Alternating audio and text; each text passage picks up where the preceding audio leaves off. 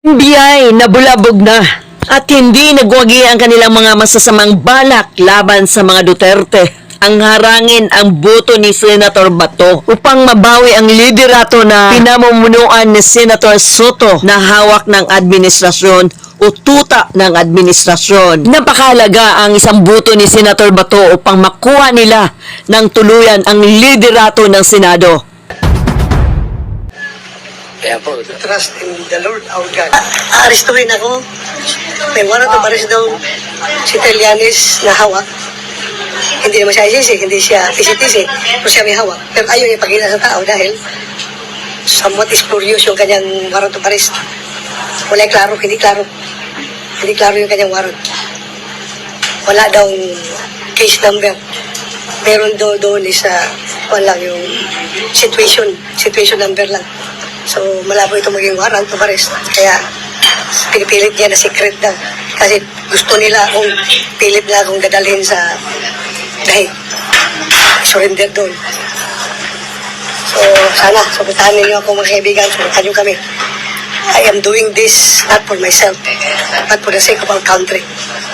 Pilipinas nang nakataya dito. Soberenya ng Pilipinas ang nakataya dito, kinabukasan ng ating bansa. Sana supportahan ninyo kami sa aming pagkikibaka dito dahil hindi po ito biro. Kami po ay ako'y naging chip in lang para magtrabaho.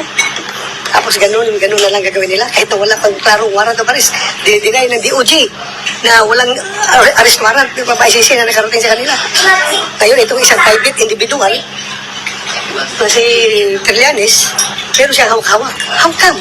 Ano ba itong privatized na itong trabaho ng ICC? Tapos ayaw nila ilahan. Secret po no. Malaking kaibangan ito mga kaibigan, mga kababayan. As I've said, harapin ko yan kung idaan lang nila sa proseso.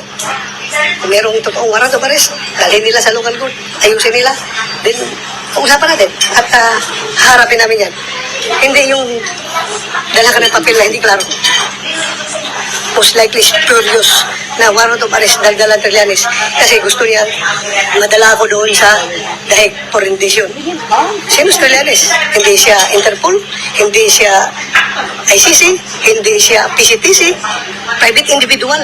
Pero siya may hawak ng warrant of arrest na gusto niya implementa kasama ang mga NBI.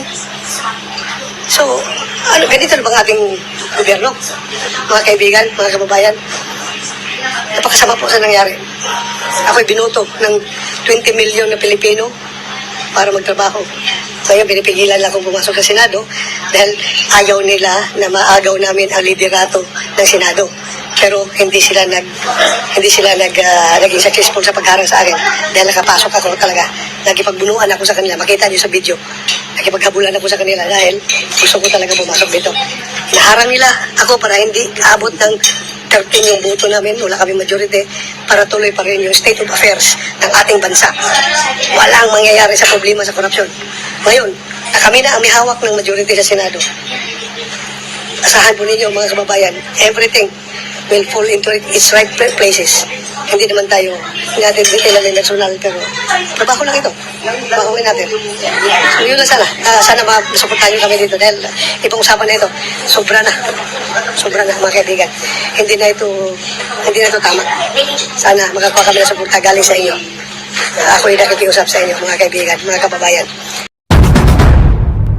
The Marcos administration captured the Queen in the house. Ngunit habang sila ay nagdiwang, ang kampo ng Duterte ay nahuli ang isang back-rank mate sa pamamagitan ng pag-agaw sa Senado na ginawang kuta para sa vice-presidente. Ang mismong board ay kanilang nilalaro. Samantala, si Senator Bato, nakipaghabulan ito sa pagharang ng mga NBI sa Senado upang makisali sa paglahok sa butuhan at nang mabawi ng tuluyan nila ang liderato ng Senado under sa pamumuno ni Soto na isang clown sa Senado na nawalan na ng kabuluhan. At napagtagumpayan ito ni Senator Bato kahit ito pa ay nasugatan ang pakipaghabulan niya sa mga NBI na cronies ni Marcos, ang walang kwentang presidente ng Pilipinas. Finally, nagwagi rin sila. Nabawi rin nila ang liderato at nakaupo na presently si Senator Alan Peter Cayetano.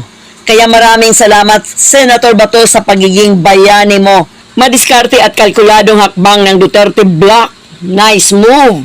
Congratulations, Alan Peter Cayetano, and syempre sa ating si Senator Bato na napakatigas. At maituring natin na bayani ng bayan dahil lumaban siya sa mga NBI na humahabol sa kanya upang siya ay pilit na harangin. At dito umano'y nagsalita na si Senator Marcolita upang bigyan ng proteksyon si Senator Bato laban sa mga NBI na pilit humaharang sa kanyang daan. Mr. President, we have seen it all. I think this is the best evidence that can prove that the good senator, our colleague in this institution, is being chased by authorities. I'm not sure where they got the authority to chase him, and incidentally, I think he's about to be captured by them for purposes of serving him or rendering him or even surrendering him to the ICC. I'd like to ask, Mr. President, what is the authority of the National Bureau of Investigation in executing, for example, even if for the sake of an argument that the ICC issued a warrant of arrest against Senator Bato? As far as I know, Mr. President, the counterpart of the Interpol, which is the serving arm of the ICC in executing warrants, the Interpol's counterpart in this country is PCTC, which is the Philippine Center for Transnational Crimes. And I check that it is now under, it used to be under the Office of the President and under the control and supervision of the NAPOLCOM. But I think it's now under the control of the DILG. So, my question is, how come that the NBI is chasing Senator Bato for an apparent warrant of arrest, which the former Senator Trillanes has been showing around that he got a warrant of arrest and he is personally serving it to the senator? The first question is former Senator Trillanes now the sheriff of the ICC? And he has been working with the Interpol, Mr. President. This is all questionable. As I said earlier, Mr. President, this is not only an assault to our colleague, but principally it is an assault, an insult to this institution. Hindi natin pwedeng palampasin ito, Mr. President. We need to protect the senator. As I said earlier, and I manifested that Trillanes himself was a beneficiary of this institution's security. Humingi po siya ng Senate Protective Custody nung panahon na kinailangan niya po ito. Ngayon, ironically, he's the one executing the very act which prevented him from being assaulted at the time.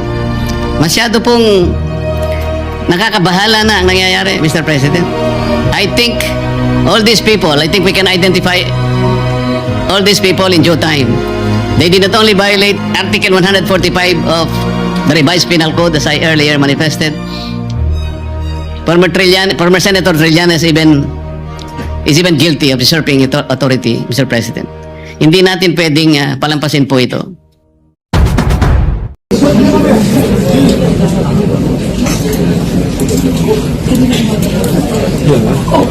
President.